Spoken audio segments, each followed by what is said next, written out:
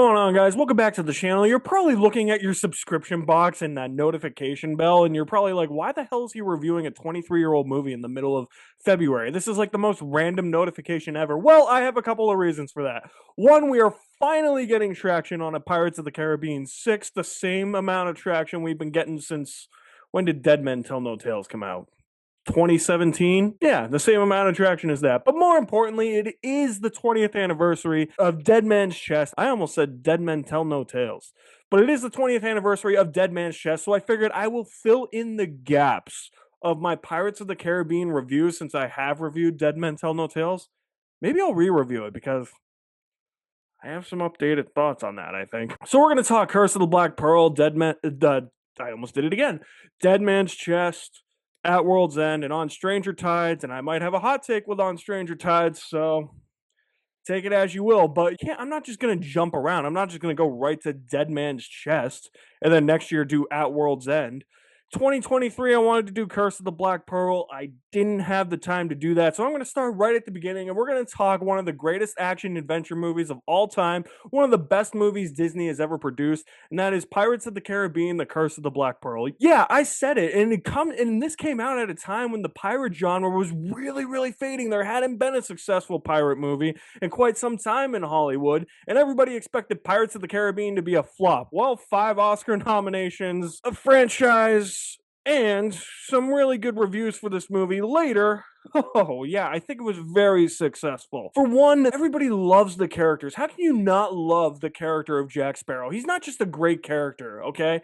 He has one of the greatest introductions in film history. The fact that you think that he is sailing on this big ship coming into Port Royal, and instead it's just a dinghy, and it's sinking, and he's taking the water, pouring it out into the ocean, then it's filling back up with water, and it sinks as he comes into port. Greatest character introduction ever. And how can you not love Captain Jack Sparrow, a trickster, a guy who plans everything out for his own benefit, but also helps those that are allied with him to achieve their goals? Jack Sparrow in this movie is what Jack Sparrow in every Pirates of the Caribbean movie should be.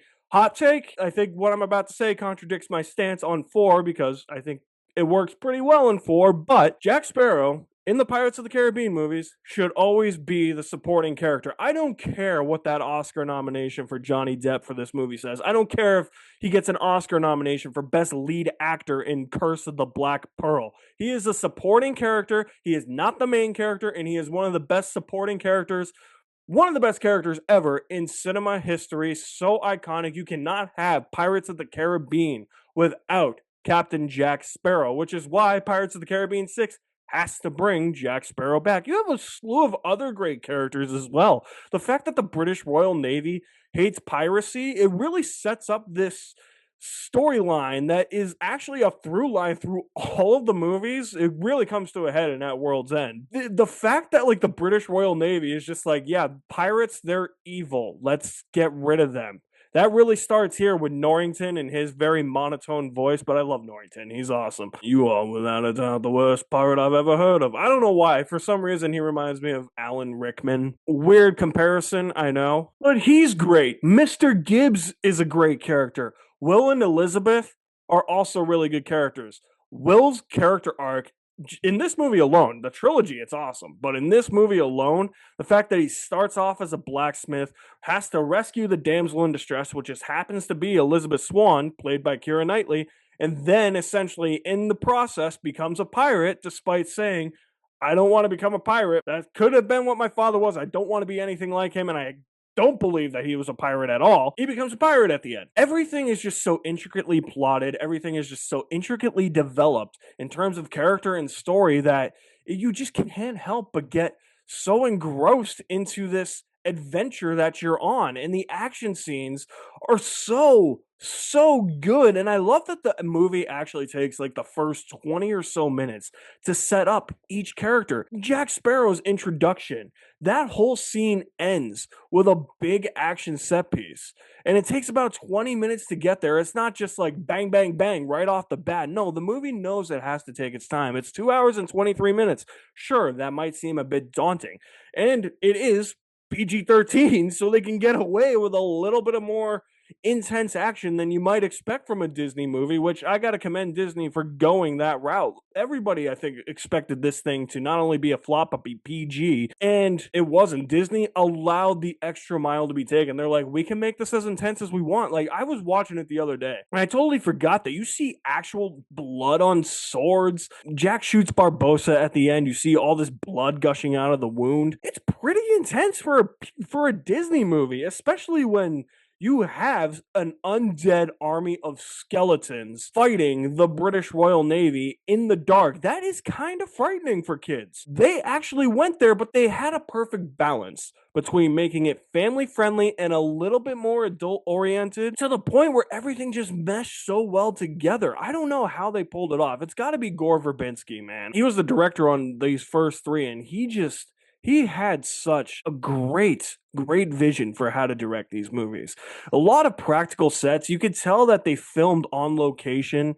Maybe not in, Port Royal, but that's the thing. Curse of the Black Pearl especially can capture the tropical adventure feel you want from a Pirates movie. You are filming out on the open seas, like that scene where Elizabeth has to walk the plank and then jump into the water. There's a special feature on the Blu-ray where they filmed it that day, and Keira Knightley was literally like, yeah, I was scared to film that because there were sharks circling the boat. We had an actual ship. Like, that is an actual ship that they filmed on. Isolated islands, minimal use of CGI, lots of practical effects, sets that actually look like they are places in the actual world. It's one of my problems with Dead Men Tell No Tales. That St. Martin set in Dead Men Tell No Tales. You can tell it's a set. You can't tell anything in here is a set. I just love the supernatural angle too that Curse of the Black Pearl takes. Like, this could have just been a straight up, oh, it's the British Royal Navy hunting pirates, but they added this supernatural element into it. Like, I love the idea that there's this cursed treasure, which the subtitle Curse of the Black Pearl has never made any sense to me. I don't think it's made any sense to anybody because it's really not the Black Pearl that's cursed. It's the cursed treasure on Isla de Muerta, the cursed treasure of Cortez. They need the blood of a pirate, the last man who took a medallion that are 882 pieces of gold that are all identical. They need his blood or a descendant of his, their blood, to lift the curse. And it's great. The back and forth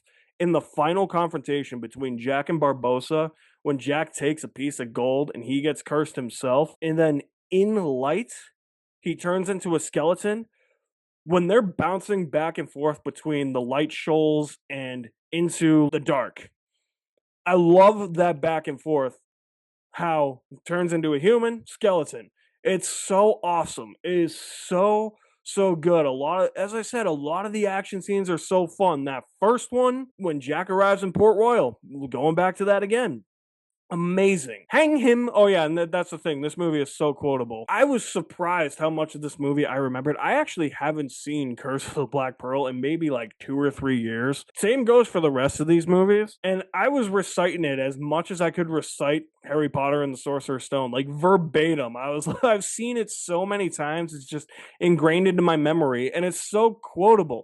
If you were waiting for the opportune moment, that was it. You're without a doubt the worst pirate I've ever heard of. But you have heard of me. Hang him! And when it really comes down to an adventure movie like this, you have to have great music that really captures that sense of adventure. Ask anybody. They'll be like, yeah, another character in this movie is the score. The music is so good. Indiana Jones is so iconic, but a big part of what makes Indiana Jones work is John Williams' score. Klaus Badalt's score in this, that dun dun dun dun dun dun dun. Anytime that plays, you just know something is going down. Like, you just know you're on a high seas adventure, and you don't ever want to get off.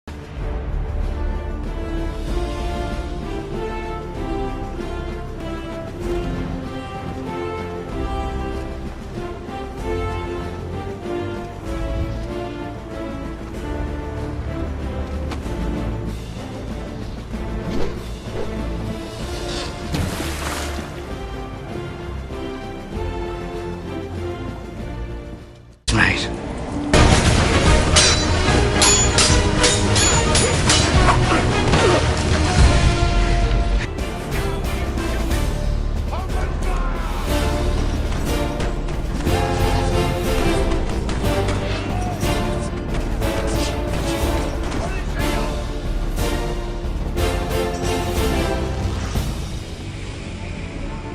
is that Curse of the Black Pearl feels like the theme park ride that inspired it. It is such a great movie, and it really had the makings of being something that could have just been okay or was really going to tank at the box office, but they took the extra time to make it as good as it possibly could, and there will never ever be a Pirates of the Caribbean movie that ever tops Curse of the Black Pearl, and of course, Curse of the Black Pearl gets an A+.